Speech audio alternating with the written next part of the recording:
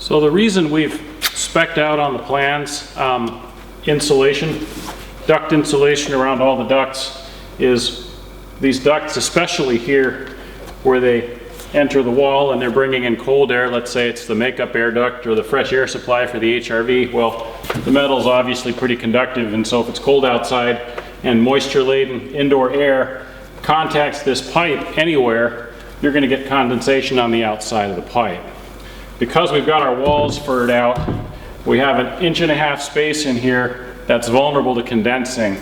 When we have the plywood on the wall, that's when we put on our duct insulation and seal to our trim ring, which is mounted on the plywood. But we still have to do something inside here. So in this case, all I've done is cut a chunk of foam. It doesn't have to fit all the way between the bays. It can be shorter. But the idea is, if it's fitted between the bays, it's pretty securely attached. I've cut it pretty loose, because I found if I cut my hole a little loose,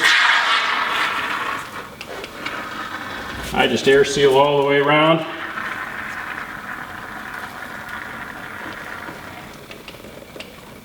With minimal expanding foam, that'll swell out ultimately.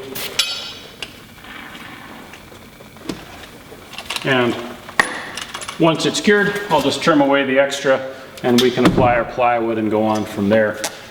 If you were to cut a snug fit with your foam, in theory you could seal that foam to pipe joint there with some Barabond. You just don't want to have any buildup that will affect your wall plywood. And that's pretty much it for the duct penetration install.